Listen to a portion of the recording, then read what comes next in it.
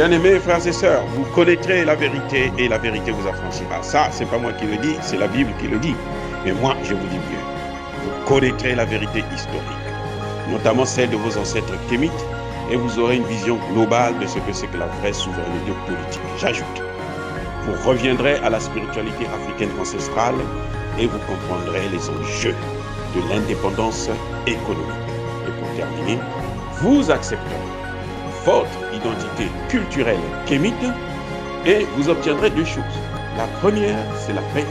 La seconde, c'est le développement, à une condition. L'unité de toute l'Afrique noire, l'unité de tous les Noirs du monde entier. Otep à tous, bienvenue sur la chaîne des panafricanistes par essence, par conviction et par excellence. Celle des citoyens kémites par nécessité et obligation de combat. Nous sommes une chaîne qui n'est guidée que par nos ancêtres et rien que par les ancêtres qui appartiennent à l'égrégore du monde noir. Par conséquent, nous ne croyons en aucun Dieu venu de l'étranger. Toutefois, cette vidéo n'est aucunement destinée à inciter à la haine ou à la violence, car nous menons un combat qui est d'abord et avant tout spirituel, intellectuel et démocratique. Ensuite, il est politique, géopolitique et géostratégique. Contre l'impérialisme, le colonialisme, le néocolonialisme et l'endocoloniat, qui sont tous qualifiés de crimes contre l'humanité. Nous menons ce combat sur la base du principe fondamental que nous avons hérité de nos ancêtres kémites, qui est celui de la Mahat, c'est-à-dire solidarité, vérité et justice. Vous êtes donc en droit de connaître la vérité et nous avons l'obligation de vous dire la vérité, rien que la vérité, afin que justice soit rendue au continent africain. Et ça, c'est notre modeste contribution dans cette noble lutte en faveur de la souveraineté, la dignité, la solidarité et l'unité africaine. Ça, c'est ce que nous appelons le panafricanisme. Bien-aimés frères et sœurs, Charles Blé Goudé est rentré. Finalement, l'enfant du pays est de retour. C'est une très bonne nouvelle. Nous sommes contents pour lui. Nous sommes satisfaits. Enfin, ce calvaire de la Cour pénale internationale est définitivement fini et définitivement derrière lui. On avance maintenant dans l'avenir. Ce qui m'inquiète, je me suis posé la question de savoir. Nous avons tous suivi l'interview de Charles Blé Goudé il y a quelques jours, quelques semaines même, avant qu'il ne rentre définitivement au pays. Lorsqu'il y a eu des accords avec le gouvernement et on a déterminé la date qu'il rentrerait le 26, alors tout le monde savait qu'il devrait rentrer. Mais M. Charles Blé Goudé, dans cette interview qu'il a accordée, bien entendu, sur les chaînes occidentales, parce que lui, il a toujours accordé ses premières interviews à ces gens-là, à ces bourreaux. C'est un homme qui, semble-t-il, aime ses bourreaux. Et voilà ce que ça donne. Mais nous sommes inquiets, nous nous posons des questions. Charles Blé Goudé va dire: j'ai mûri. Je ne suis plus le même, le triomphaliste. Je ne suis plus le même qui mobilise les masses. Je ne suis plus le même. J'ai mûri. Ça, c'est un. Qu'est-ce qu'il voulait dire par là qu'il a mûri, qu'il a compris la leçon? Ça, ce n'est que lui qui va un jour nous permettre d'éclaircir aussi sur ce point. Mais pour l'instant, il y a un deuxième point qu'il a soulevé qui était très important. Il va dire: je rentrerai dans la sobriété, en respect. Écoutez les raisons qu'il évoque. En respect pour les morts. Les morts qui ne lui sont pas imputés à lui ni à Laurent Gbagbo, parce que, nous le savons tous, maintenant il a été acquitté, tout comme Laurent Gbagbo. Donc, ces morts-là, ça ne peut être que de l'autre côté, du côté de Ouattara et Guillaume Soro, qui depuis un certain temps, ils ont divorcé et que maintenant ils sont entre eux à couteau tendu. Mais la réalité, c'est que si ce n'est pas du côté de Gbagbo et Blé Goudé, ça devrait donc être du côté de Ouattara et Guillaume Soro. Clair et net. Et ça, si la justice pénale est cohérente, elle devrait ouvrir une enquête, elle devrait arriver à connaître, à comprendre, à éclaircir justement ces morts. Bref, Charles Blé Goudé nous dit que je veux rentrer dans la sobriété en respect de ces morts-là.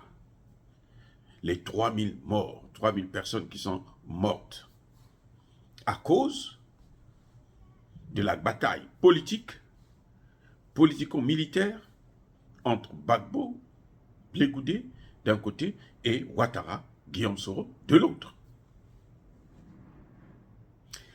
Maintenant, nous sommes samedi 26 où Blé Goudé rentre. Blé Goudé ne rentre pas dans la sobriété. Parce que rentrer dans la sobriété, c'est quoi? C'est rentrer un peu dans la clandestinité, en cachette, sans faire du bruit. Mais tu rentres et puis tu es calme chez toi. Il pouvait d'ailleurs aller atterrir, par exemple, à Bouaké ou bien dans une autre ville de la Côte d'Ivoire, et puis prendre un camion, une voiture, et puis bon, rentrer à Abidjan, rencontrer sa famille, ses amis et son parti, ainsi de suite, et puis commencer ses activités politiques. Mais là, ce n'est pas le cas. Charles Blé Goudé est rentré en triomphaliste. Charles Blé Goudé a gagné. Eh oui, il a vaincu ses ennemis. Nous sommes tous d'accord sur ce point, ça c'est clair. Il a gagné, il doit rentrer en triomphaliste. Mais le problème, c'est que lui-même, il a dit, personne ne lui a forcé, il a dit chez les Blancs que moi je rentre dans la sobriété, je rentre dans le calme, je rentre de façon pacifique, je ne veux pas agiter la population. Or, ce que nous voyons, c'est le triomphalisme le plus total. Il n'y a pas de différence entre Charles Blé Goudé du 26 novembre 2022 et Charles Blé Goudé de la période de la crise 2010. Il n'y a pas de différence. C'est le même qui se lève sur la voiture, qui agite, c'est le même qui prend un bain de foule, c'est le même qui est le mobilisateur des troupes. Jusque-là, il n'y a rien de mal qu'il le fasse. C'est normal, quelqu'un qui a passé, je ne sais pas combien d'années, près d'une dizaine d'années, à La Haye, et il est acquitté, il est libre, il rentre chez lui, donc c'est normal. Mais il a dit une chose, qui est le contraire de ce qu'il fait. Ma question, c'est laquelle? Charles Blé Goudé a menti. À qui? À Alassane Ouattara? Charles Blé Goudé a menti à qui? À ce peuple-là, ces Ivoiriens. Charles Blé Goudé a menti à qui? Aux morts dont il avait promis qu'il rentrerait dans la sobriété pour les honorer. Charles Blé Goudé a menti à qui? Aux Blancs, aux Français. Eh oui, à la France-Afrique. Je ne peux pas vous dire à qui il a menti. En tout cas, pas maintenant. Le moment venu, je vous dirai, voilà. Parce que celui à qui il a menti là, va se fâcher contre lui. Eh oui, celui qui l'a menti là, il a menti à quelqu'un. Et cette personne va réagir. Quand il y a une cause, il doit avoir un effet. C'est la causalité. Il a menti quelque part. Mais à qui? On le saura quand il y aura les réactions. Si c'est Alassane Ouattara, eh bien Alassane Ouattara prendra des mesures de représailles. Si c'est au peuple, on le saura, le peuple aussi va se révolter. Si c'est aux Français, si c'est à la France-Afrique, eh bien, surtout la France-Afrique, elle ne pardonne pas. Elle va lui mener la guerre. Je veux dire par là que, en politique, il faut faire très attention en ce que l'on dit. Tout ce que l'on dit en politique est pris en compte par quelqu'un. Et tout ce que l'on dit en politique a des conséquences.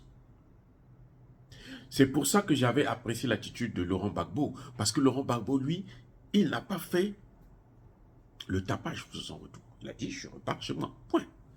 Ce qui va se passer, ça se passera. Parce que visiblement, Charles Blé Goudé a menti. Pourquoi je dis qu'il a menti? Parce que le triomphalisme, là, il a fallu le préparer. Eh oui, bien de mes frères et sœurs, on le prépare. C'est pas par hasard que les gens viennent comme ça et puis, bon, ils se mettent dans la rue. Non. On sait qu'il va emprunter tel itinéraire. On en a fait la publicité. On a fait passer le message, même si ça ne passe pas sur la télévision ivoirienne. Mais on sait, tout le monde sait qu'il va passer par là. Vous avez vu le cortège. Le cortège est préparé. Ce n'est pas un taxi qu'il a pris pour rentrer chez lui. C'est une voiture du même genre que celle qu'il avait l'habitude de prendre quand il était encore au pouvoir, avant la crise. Donc, c'est, bien de mes frères et sœurs, c'est intéressant d'analyser ces questions. Oui, c'est la même voiture avec un toit ouvrant où tu peux sortir, te lever, tu peux monter sur le capot. Et tout ça, c'était calculé.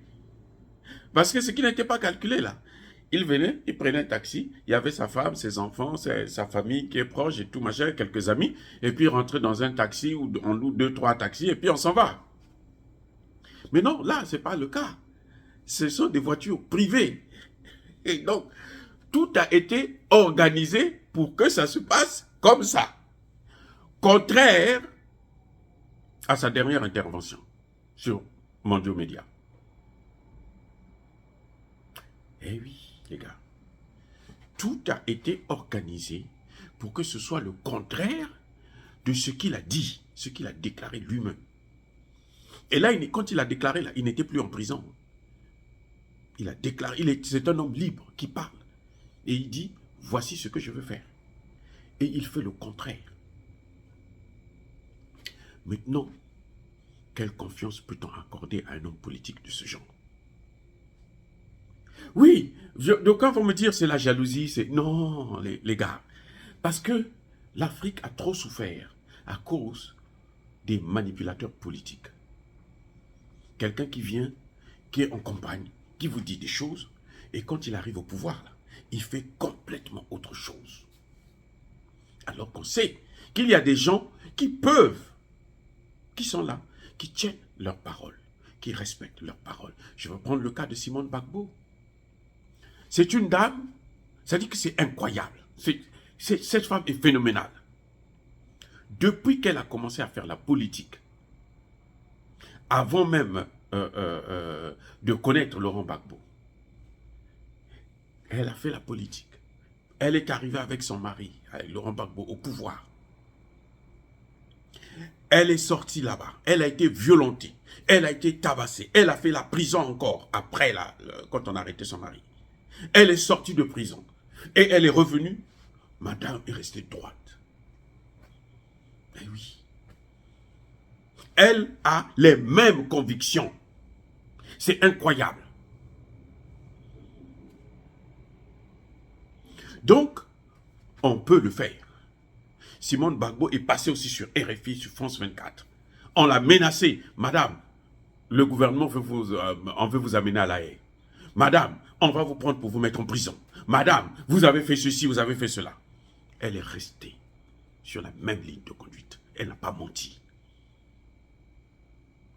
Blé Goudé ne peut pas nous dire qu'il a fait ça parce qu'il voulait rentrer. Non.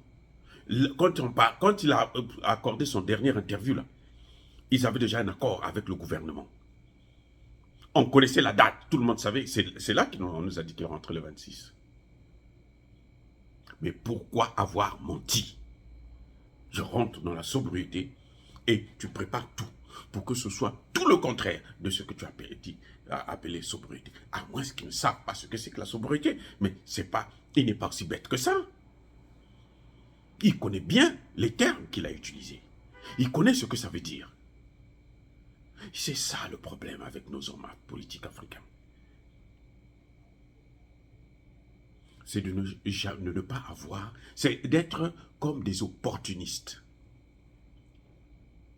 Tu dis une chose aujourd'hui juste parce que tu veux atteindre un objectif. Dès que tu as cet objectif, tu changes de position, tu changes de valeur. Un homme politique ne peut pas être inconstant à ce point. On a vu Laurent Gbagbo qui est rentré, il n'a pas fait du bruit. Il n'a pas annoncé que non, je viens comme ceci, je viens comme cela. Il s'est tué.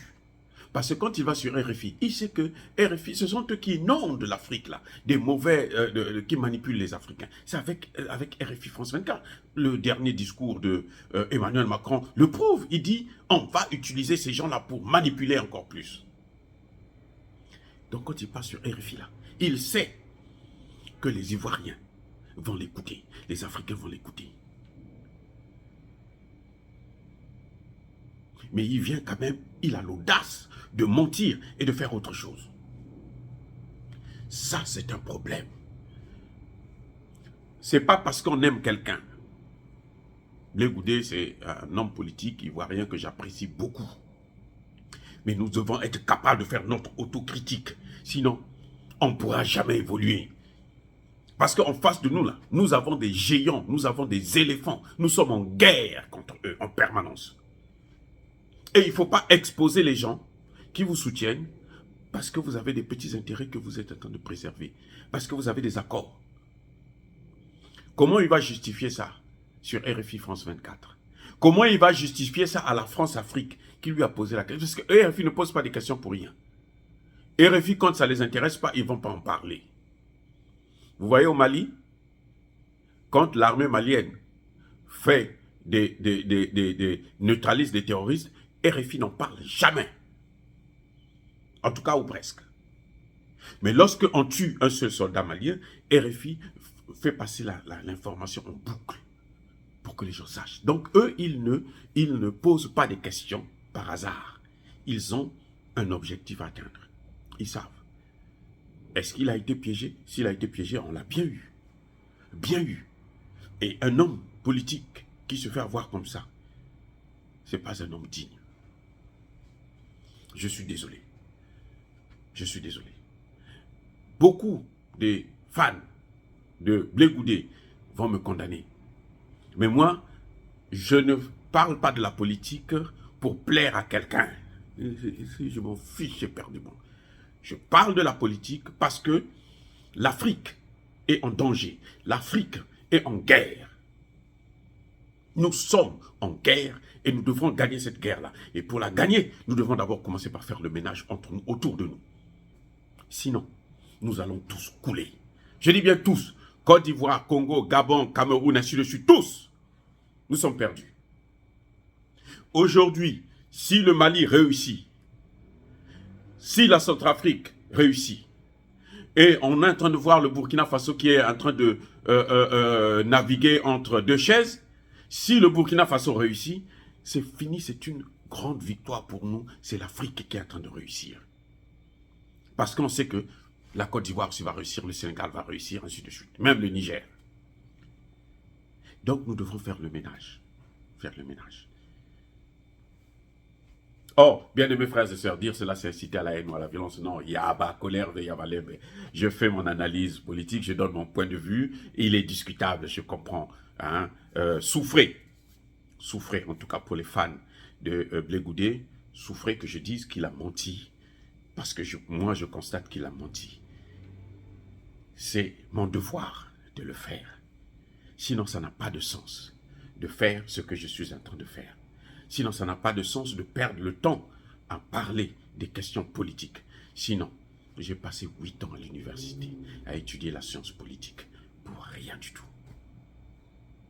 En tout cas, je vous dis encore une chose, que ce soit ceux qui sont contents ou pas contents, soyez bénis par le Dieu des Kémites. Et que tous ceux qui persécutent le continent africain, tous ceux qui déstabilisent l'Afrique et le pillent, qu'ils soient africains ou qu'ils soient étrangers, qu'ils puissent être maudits, écrasés, foudroyés, punis par le Dieu des Kémites et par nos ancêtres angélisés. J'ai dit, bien entendu, j'assume.